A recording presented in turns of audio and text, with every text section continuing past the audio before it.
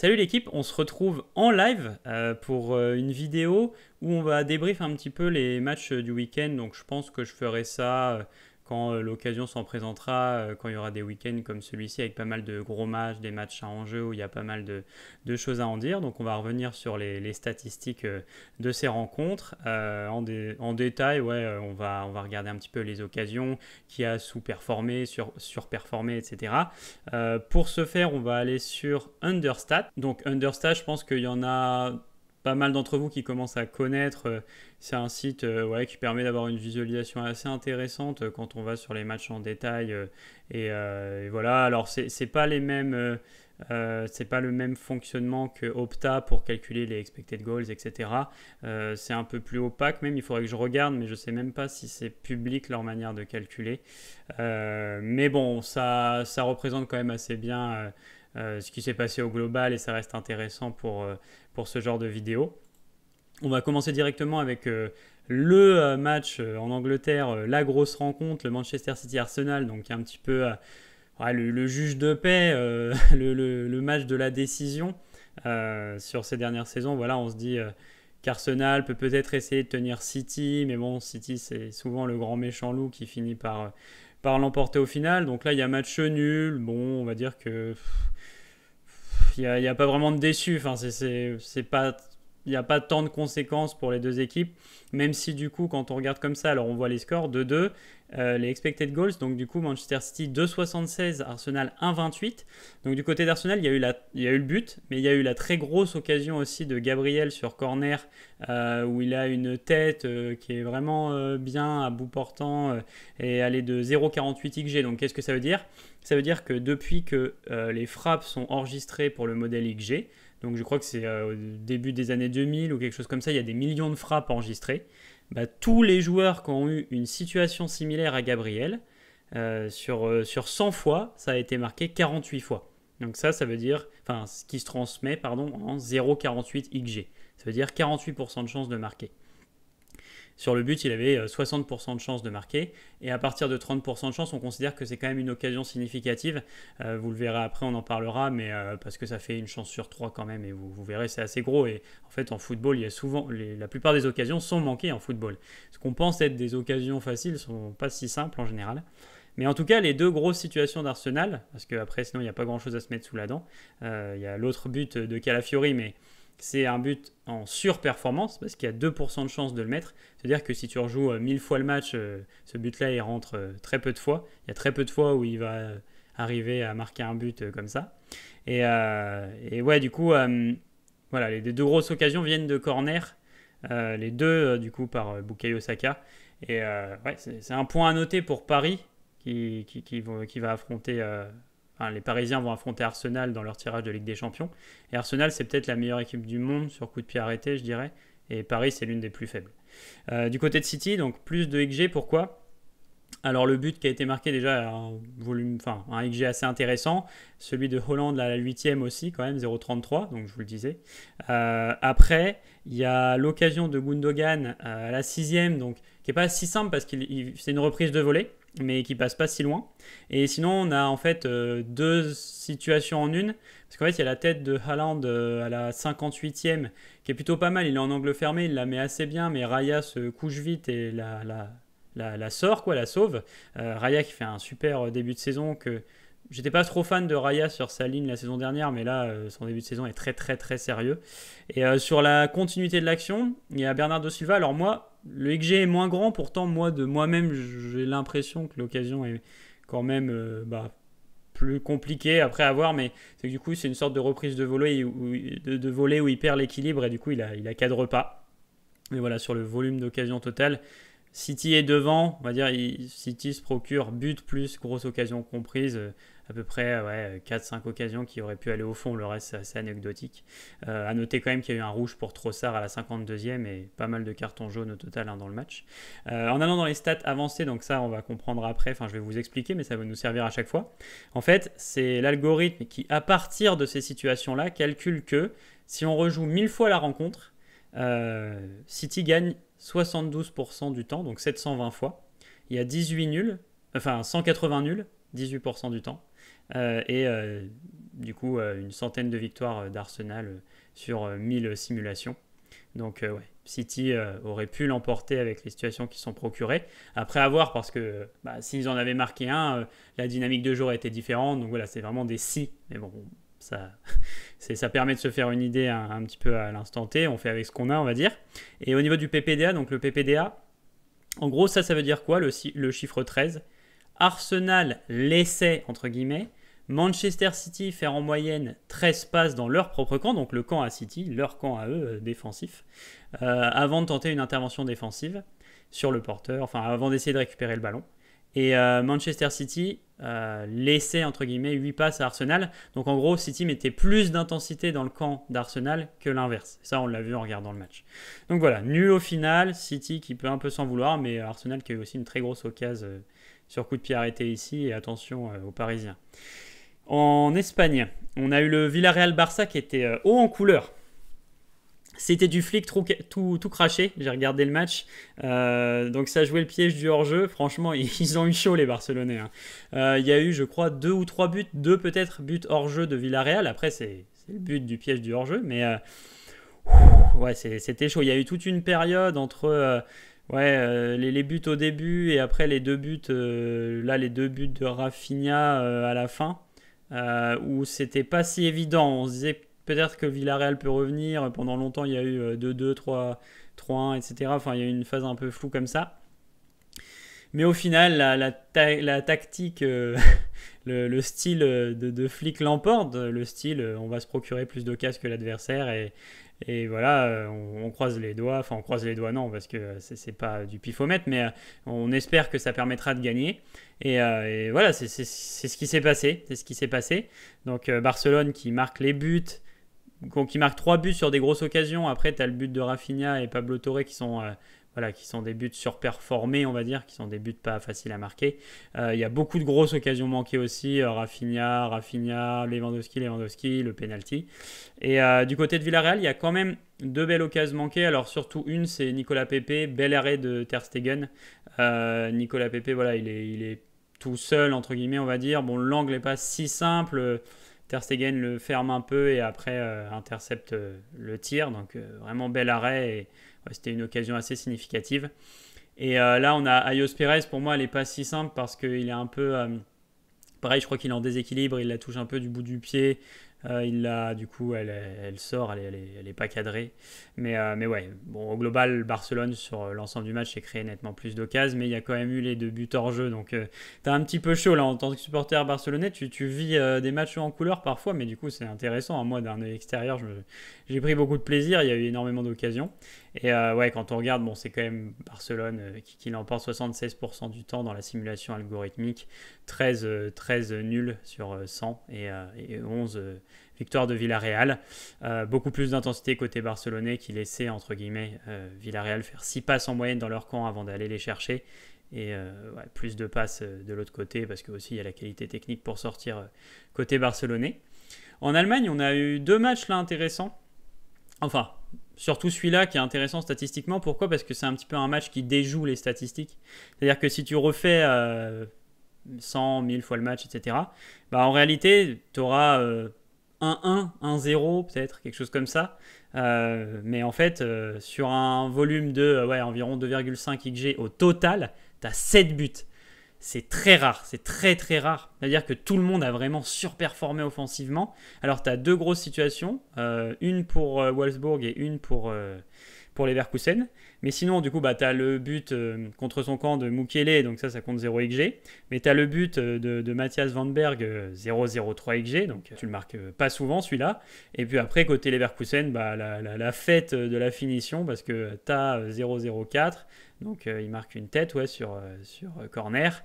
Là, corner pareil, but de Victor Boniface. Et Florian Wirtz à la limite là, de la surface, 0,06. Donc match intéressant, c'est intéressant d'en discuter parce que c'est une anomalie statistique, on va dire, et il en arrive de temps en temps. Parfois des matchs comme ça où les attaquants sont un peu sont comme ça en surperformance totale, tout leur réussit.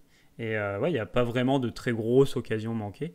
Ouais, bon, alors j'ai oublié de le dire depuis le début, mais vous l'avez sans doute remarqué, les étoiles correspondent au but et les ronds, c'est quand il n'y a pas eu but. Et là, la plus grosse occasion manquée du match, c'est celle-là, elle est à 0,13 XG, donc c'est pas énorme. Quand on va dans le détail, il y a quand même 60% de victoire de Leverkusen, mais il y a pas loin de 30% de nuls, et ce qui est quand même pas mal, c'est assez rare, et 14% de victoire de Wolfsburg. Large intensité côté Leverkusen, vraiment très large, hein. C'est assez rare d'avoir un PPDA en dessous de 5 sur un match, et 27 côté Wolfsburg, donc qui a plus laissé jouer entre guillemets, ou alors qui a plus subi de bonnes sorties de balles de Leverkusen. Au niveau de Stuttgart-Dortmund, une manita, je crois. Je ne sais plus si la manita, c'est quand il y a 5-0. Je ne sais plus si c'est qu'il faut qu'il y ait 0 but en face. Mais en tout cas, ouais, Stuttgart 5-1 à Dortmund, une grosse, voilà, une grosse humiliation, presque, j'ai envie de dire. Voilà, domination, il n'y a pas de sous-performance de Dortmund qui a manqué des occasions mais qui aurait pu gagner. Non, voilà, Dortmund, une grosse occasion, un but. Voilà, de Guirassy. Passe décisive d'ailleurs de Bino Gittens. On a parlé de lui dans la dernière vidéo, alors que vous n'avez pas trop aimé ou pas trop regardé, je sais pas, c'est une de mes vidéos qui a le moins marché, sur le petit débrief là, des performances individuelles en Ligue des Champions. Mais on a parlé de Bino Gittens, son entrée avec les 2 buts, et là il enchaîne avec une passe décisive du coup. Mais sinon, ouais, Stuttgart, large domination, voilà, des buts sur des occasions quand même assez grosses, ceux-là moins. Mais de quoi, voilà, d'autres grosses occasions manquées, donc un équilibre au total. Et pour avoir un 94% de chance, alors au-dessus de 90, c'est assez rare, hein. 94% de chance, 1% pour Dortmund et 5% de nul. Donc là, voilà, il n'y a pas vraiment débat, et une intensité modérée des deux côtés dans le camp adverse. Ouais. Ouais, du côté de l'Italie, il y avait le derby milanais, intéressant aussi.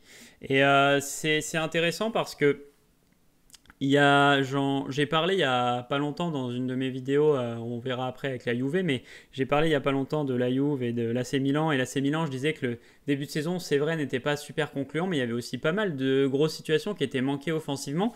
Et que si les joueurs arrivaient à prendre le pas, à marquer ces occasions-là, peut-être que les supporters pourraient avoir un avis différent, et parce que les scores ne seraient pas pareils, et que en fait, les supporters ont une grosse culture du résultat. Il y a des équipes qui jouent mal mais qui gagnent, et les supporters considèrent que ça joue bien, enfin sont satisfaits parce que ça gagne. Et il y a des équipes qui produisent énormément mais les attaquants manquent beaucoup, et les supporters considèrent que le coach doit être viré ou quoi. Alors que les attaquants sont un peu des pitres, enfin des clowns en finition. Alors des fois le coach joue, hein, des fois il faut plus travailler la finition, des fois je sais pas, il y a des coachs comme ça qui donnent une sorte de rage de vaincre qui fait que les attaquants sont plus forts. Enfin ouais, il y a un tout, hein, mais bon, voilà, il y a une lecture un peu binaire des supporters, et un peu parfois paradoxale par rapport à ce qui est vraiment produit. Et là, l'AC Milan, pour le coup, a produit et a remporté le match, donc tant mieux pour eux. Sur les XG, voilà, il n'y a pas vraiment photo, il y a plus du double d'XG du côté de l'AC Milan. Il y a les 2 buts, mais il y a aussi trois situations significatives manquées. Donc il y a celle de Leao qui est intéressante, ça fait partie des situations où tu te dis c'était intéressant. Il y avait peut-être moyen de marquer, mais c'est pas non plus scandaleux de ne pas la mettre. T'en as une autre de Tammy Abraham qui est un peu plus simple, entre guillemets, mais un peu plus évidente, voilà, qui va louper. Et une de Okafor qui, elle, est vraiment significative parce qu'il a le temps, etc. Et il la met même au-dessus, je crois. Il la cadre même pas. Donc, ouais, Milan a vraiment eu le volume d'occasion nécessaire pour l'emporter. Contrairement à l'Inter qui se procure une seule vraie grosse situation de Thuram, mais encore je la trouve pas si grande. Il a pas mal de joueurs autour de lui, il est obligé de faire une frappe entre les jambes de l'adversaire, et au final Maignan se détend bien et va vite au sol et va l'arrêter. Mais ouais, si on regarde dans les stats, c'est du 79% pour l'AC Milan, 13% de nul et moins de 10% pour l'Inter. Donc il n'y a pas trop eu de débat. Beaucoup plus par contre d'intensité côté Inter que AC Milan. AC Milan, ça a un petit peu laissé jouer et ça a contré, j'imagine. J'ai pas vu le match. J'ai vu des séquences, mais j'ai pas vu le match au global. Donc ouais, j'imagine que c'était un peu le style adopté, mais en tout cas, voilà, victoire sans appel, on va dire, de l'AC Milan. Nul en revanche entre la Juve et Naples. Je vais revenir encore sur ce que j'avais dit dans la vidéo, la dernière vidéo, enfin l'une des dernières vidéos où je donne un peu des avis comme ça. Et j'avais parlé de la Juve, et sur leurs 2 premières victoires, 3-0, il me semble, ouais. Ils avaient mis des buts compliqués, c'était quasiment que des buts compliqués, c'était presque pas créé de vraies situations de but. Et tu ne peux pas tenir une saison en marquant que des buts compliqués parce que les attaquants sont pas des super-héros. Quand tu es un coach, tu dois faire en sorte que ton équipe se crée des situations situation nette et claire de but. Que ton équipe arrive à avoir des circuits de jeu qui vont te faciliter la vie et te permettre d'avoir des buts faciles à marquer parce que tu ne pourras pas toujours surperformer offensivement. Et il y a beaucoup de rencontres où la Juve est très décevante de ce côté-là. Ils ont battu le PSV 3-0 en Ligue des Champions, mais on a parlé il n'y a pas longtemps de la différence entre les championnats. Voilà, les Pays-Bas, voilà, il y a de l'espace. Voilà, PSV, c'est voilà, les prendre en compte. Si tu rentres dans voilà, la Juve a super bien joué sa partie et ils leur ont laissé le ballon et ils ont fait mal en contre. Ils ont été intelligents, ils se sont servis des espaces laissés. Ça a fait super mal et ça a payé. Mais quand tu tombes sur du plus gros calibre, voilà, Motabo, il y a des belles choses, c'est vrai, mais offensivement, c'est pas toujours convaincant et c'est voilà, pour l'instant, c'est un peu mitigé. Voilà, il y a du très bon, il y a du moins bon. On ne pourra pas toujours compter sur des Yildiz qui marquent un but hors surface aussi contre le PSV, mine de rien. Le premier but couvre le score. On ne pourra pas toujours compter là-dessus. Donc il va falloir être beaucoup plus tranchant offensivement et inspiré. Naples, bon, c'est un peu le même. Il n'y a pas, pas grand-chose de plus à ajouter non plus. Hein, que ce soit Juve ou Naples, des deux côtés, la plus grosse occasion elle est à 0,9 XG. Donc là, vraiment, ça s'est déjoué des deux côtés. Un match un peu à l'italienne. Et ouais, au niveau des chances, bah voilà, en fait, la Juve, on va être sur ouais, environ 30% de victoire, 57% de nul. Donc je vous disais, c'est déjà assez rare quand on est au-dessus de 30, mais 57% de nul, là, voilà, c'est un match nul dans le vrai sens du terme. En tout cas, dans la production pure, il y a des matchs nuls parfois qui sont très intéressants et il y a beaucoup de choses à en dire et parfois même sans occasion où c'est intéressant. Est-ce que là ça l'était? Je sais pas, j'ai pas pu le voir non plus. Mais en tout cas, voilà. Et par contre, au niveau de l'intensité, on a mis quand même beaucoup plus de jus du côté de la Juve, presque le double de plus que Naples qui a plus laissé jouer. Donc un peu style Juve PSV finalement. Sauf que là, ça n'a pas vraiment amené d'occasion. En Ligue 1 cette fois, notre bonne Ligue 1, notre Ligue des Talents. Donc on a un Rennes-Lens, match nul, voilà, plutôt logique. Alors Rennes qui a plus de XG que Lens. Pourquoi? Parce qu'en fait Rennes marque son but sur une grosse occasion, sur un penalty. Et un penalty c'est 2/3 de chance de marquer. Et le but de Lens est marqué sur une situation avec un peu moins de 50% de chance de marquer. Donc voilà, c'est là que se fait la différence en soi. Sinon il n'y a pas tant de ratés immenses que ça. Alors peut-être au visuel, parfois on pense. Hein. Parfois il y a des manqués. Là peut-être par exemple que Gouiri, la plupart des gens, je me rappelle plus trop. Pourtant j'ai vu le match, enfin j'ai vu quasiment tout, mais non pas jusqu'à la 89e. Après je sais plus, je crois que j'avais switché sur un autre match. Mais peut-être qu'elle paraissait simple, mais en tout cas non. Mais voilà, match nul. 1-1, ouais, 32% de chance de nul, 50% de chance à Rennes, mais parce que Lens, c'est une situation qui se marque une fois sur deux, donc voilà, si on rejoue plein de fois la rencontre, il y a une fois sur deux où Rennes va gagner, mais le nul est plutôt pas illogique. Grosse intensité côté lensois, par contre, pareil, mais enfin plus du double, parce que oui, du coup, plus on est bas, plus il y a d'intensité, hein, vous l'aurez compris avec cette stat. Mais du coup, c'est le double dans l'autre sens de Rennes. Voilà pour ce match-là. Beaucoup plus de buts. Hein. Côté Lille-Strasbourg, un match super emballant. Bon, les Strasbourgeois, ça corrobore un peu ce que j'avais dit et ce qu'on peut voir des fois à Chelsea. Ce que je disais pendant les tours mercato avec les recrues. C'est bien, c'est emballant d'avoir des jeunes. Hein. Mais c'est pas comme ça qu'on construit un groupe. Dans un groupe, il faut des cadres, il faut des joueurs qui savent gérer les tempos, temps fort, temps faible. Les équipes de jeunes, en général, elles ont souvent tendance à jouer un peu à 100 à l'heure. Il n'y a pas cette expérience-là qui a besoin des fois pour calmer le jeu. On l'a vu la saison dernière avec Chelsea, c'était un peu ça jouait les matchs. Voilà, il y avait beaucoup d'occasions, mais aussi beaucoup de manqués, c'est un peu brouillon, etc. Alors tu t'ennuies pas, hein, tu t'ennuies rarement devant ces matchs-là. Mais si tu es spectateur strasbourgeois, tu dois parfois accuser un petit peu le coup. Sur ce match-là, il y a eu des occasions des deux côtés. Côté strasbourgeois, plus de XG que pour les Lillois. Alors pourquoi? Parce que tu as cette grosse situation de Nanasi. En fait, il est en angle fermé, je me rappelle. Il est en angle fermé. Il devrait la tirer plus haute dans le but et il la tire. Elle est interceptée par Chevalier qui fait un super match, notamment dans sa gestion des espaces, enfin comment il couvre l'espace dans son dos, l'espace du but. Je l'ai trouvé très intéressant, il sortait bien à chaque fois et il y avait cette situation là aussi, il y a eu cette situation des mégas, pareil qui n'est pas un scandale de la manquer, c'est pas un scandale, mais c'est une situation où tu dis bon il y avait peut-être moyen de la mettre et pareil Chevalier l'intercepte. Tu as celle-là de Bakwa qui va arrêter également, où il sort super bien. Tu as les 3 buts du coup. Et puis du côté opposé, du côté des Lillois, on a le but de David sur penalty. On a un but, 0,05 XG de Zegrova. Un autre qui est quand même plus significatif en termes d'occasion. On a cette occasion-là manquée de Meunier, pareil, un peu dans une vibe similaire à Emega, c'est-à-dire que c'est pas scandaleux de la manquer du tout.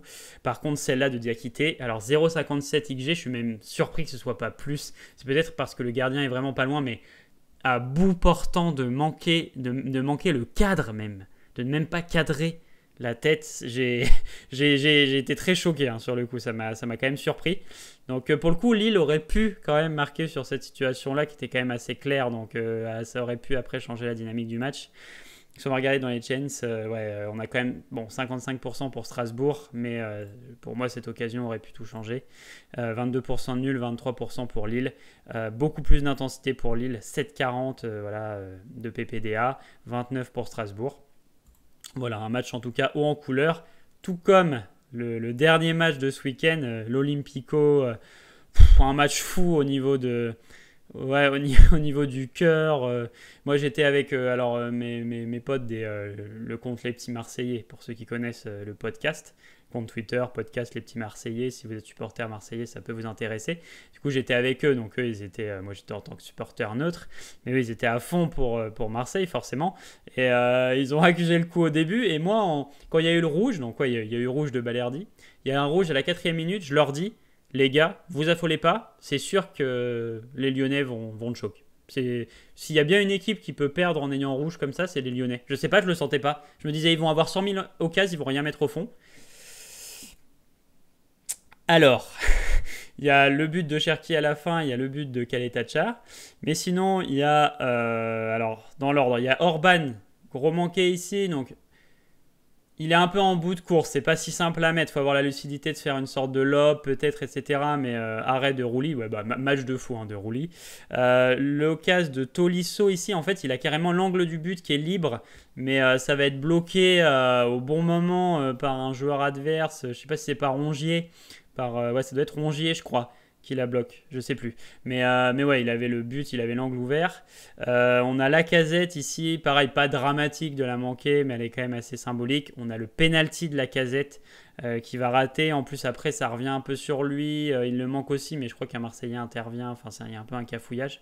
Et puis là, tu as une tête de Mikotadze, une ou deux, là, mais quand même assez significative aussi. Donc, ouais, un désastre au niveau de la finition, mais à la fois Rouli qui fait un top match du côté marseillais. Et puis du côté des Marseillais, oui encore, eux surréalistes total offensif, c'est-à-dire qu'ils marquent ce but-là de Lirola, donc qui est très beau, ce but-là de Ulises Garcia qui a marqué 3 fois sur 100 et celui-là 2 fois sur 100 d'Euro. Et c'est intéressant parce que ça illustre un peu ce que je disais tout à l'heure. Alors en soi, là, les Marseillais, c'est pas qu'ils pouvaient pas espérer mieux, mais ils font le super match, voilà, etc.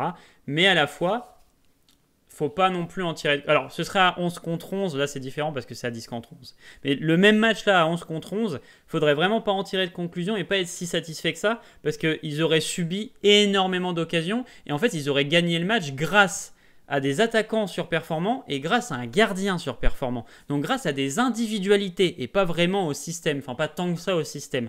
Donc ça voulait dire qu'il y aurait quand même dans le fond des très très grosses failles. Mais là comme ils sont à 10 contre 11, c'est sûr que tu vas plus subir et que tu vas essayer de faire avec ce que tu as. Là ça a marché donc parfait. Mais les Lyonnais pareil, ça m'étonnerait pas de voir les Lyonnais un peu descendre Pierre Sage ou des trucs comme ça. Dire que c'est de sa faute. Bon après il y a toujours des avis sur les choix tactiques machin. Mais là, c'est-à-dire, qu'est-ce que tu peux faire de mieux, de beaucoup mieux, que avoir énormément d'occasions et ne pas en concéder, quasiment. Parce que ces deux buts-là, à eux deux, ça veut dire que sur 200 situations similaires, ces deux buts-là, ils rentrent 5 fois. Sur 200 situations, il y a 5 fois ces deux buts-là. Donc, au football, un coach, il va essayer de faire deux choses. Se procurer beaucoup d'occasions, pas en concéder beaucoup. 96% de chances de victoire de Lyon, si on joue le match 100 fois, selon les situations qu'il y a eu. 3% de nul, 1% de victoire de Marseille. Donc tu rejoues le match 100 fois avec ces situations-là. Lyon gagne 96 fois, 3 nuls, une victoire de Marseille. C'était ce soir.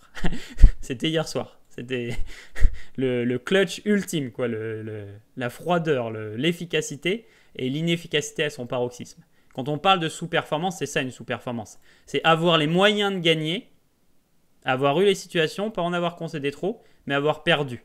Et la surperformance, c'est l'inverse. Au football, tu peux avoir le meilleur jeu du monde, le meilleur coach, tout ce que tu veux.